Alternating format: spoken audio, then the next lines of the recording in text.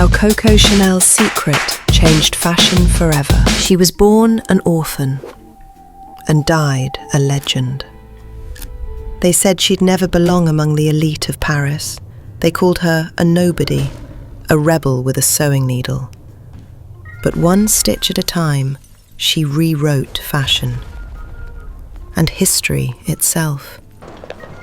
This is the untold story of Coco Chanel, the woman who built an empire from heartbreak, scandal, and sheer brilliance. Stay with me until the end, because there's one secret move she made that changed fashion forever. Welcome to Legends Start Here. Before Chanel, women's clothes were cages, tight corsets, endless lace, and zero freedom. After Chanel, power, simplicity, and independence walked into the room. But how did an orphan girl with nothing but thread and defiance become the queen of Paris couture? Let's rewind to where it all began, in a cold convent with a dream stitched out of survival. 1883, France. A baby named Gabrielle Bonheur Chanel is born into poverty. Her mother dies when she's just 12. Her father, a travelling merchant, abandons her soon after. She's sent to an orphanage run by nuns, a place of silence, discipline, and black and white uniforms. But inside those walls, Gabrielle learns how to sew. She also learns something more powerful: self-reliance. The nuns didn't know they were teaching the future of fashion. Sewing became her escape, her language, her rebellion. Years later, working as a cafe singer, she earns the nickname CoCo. Some say it came from a song she sang, others say it was mockery. But Coco wears it like armor, because she knows one thing: names have power, and soon her name will be on every woman's lips. Her first big break comes from a man named Etienne Balsan, a wealthy horse breeder. He introduces her to a new world: aristocrats, polo players, and endless opportunities. In his stables, Coco begins designing simple, elegant hats for women. And those hats? They change everything. Paris, 1910. Coco opens her first boutique at 21 Rue Cambon, selling her now famous hats. They are clean, structured, and understated, a rebellion against the feathers and extravagance of the time. High society women laugh until they see others wearing them. Within months, everyone wants a Chanel hat. But Coco isn't satisfied. Hats are only the beginning. She's watching, waiting, ready to tear fashion apart at the seams. 1915. Europe is at war. Fabric is scarce. Women are working, running households, surviving.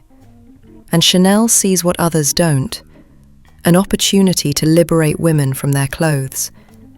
She takes jersey fabric, the same material used for men's underwear, and turns it into sleek, comfortable dresses.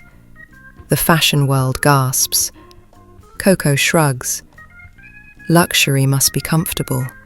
Otherwise, it is not luxury. Her designs are revolutionary: the sailor blouse, the tweed suit, the little black dress, each one simple, elegant, free. For the first time, women can move, breathe, live. Coco doesn't just design fashion, she designs freedom. Then comes Chanel No. 5, the first perfume created by a fashion designer. Modern, abstract, bold. It doesn't smell like flowers, it smells like power. When Marilyn Monroe later says she sleeps in nothing but Chanel No. 5, the scent becomes legend. By the 1930s, Coco is one of the richest women in France. Her empire spans couture, perfume, and accessories. But soon, another kind of storm will change everything. The 1940s. Paris is under Nazi occupation. CoCo closes her stores, claiming fashion has no place in wartime. But her story during these years is far more complicated. She stays at the Ritz Hotel, home to many German officers. One of them, Hans Gunther von Dinklage, becomes her lover. Rumours explode. Was Coco Chanel a spy, a collaborator, a survivor doing what she had to? Documents later reveal she was codenamed Westminster by German intelligence, a name tied to her past affair with the Duke of Westminster. Historians still argue whether she acted out of love, survival, or strategy. After the war, she's interrogated but never charged. Still, her reputation collapses. France turns its back on her. She flees to Switzerland, living quietly for nearly a decade. To most people, her career is over. But CoCo never believed in endings. 1954. She's 71 years old. The fashion world belongs to Christian Dior's new look. Tiny waists, full skirts and heavy ornamentation. To CoCo, it looks like regression. She says, "Women again look like decorative objects." She announces her comeback. Critics scoff. The public doubts her. Then, the models walk. Straight lines, collarless jackets, gold chain belts, tweed suits that move with the body. It's not just a collection, it's a statement. The critics sneer, but women adore it. They see power, comfort, identity. By the end of the season, Chanel suits are selling faster than any in Paris. CoCo has done it again. Liberated women from fashion that confined them. Her empire expands. Perfumes, handbags, jewellery. Every piece carries her philosophy. Simplicity is the ultimate sophistication. The iconic 2.55 quilted bag, the interlocking C's, the pearls and chains, symbols of elegance and independence. Fashion fades. Only style remains. And her style? Immortal. January 10th, 1971.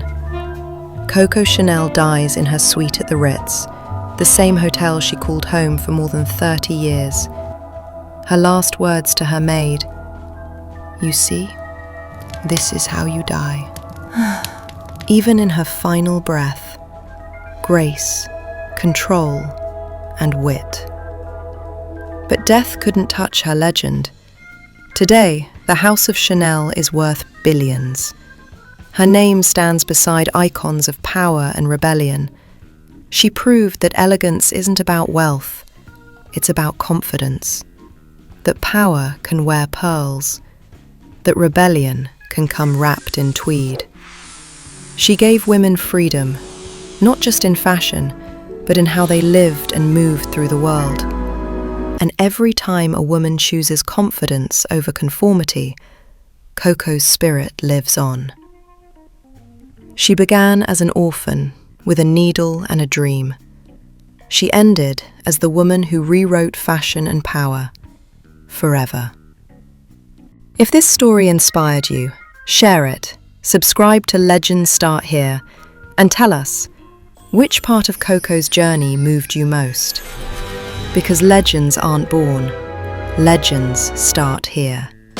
Like this video, hit subscribe, and you'll never regret it.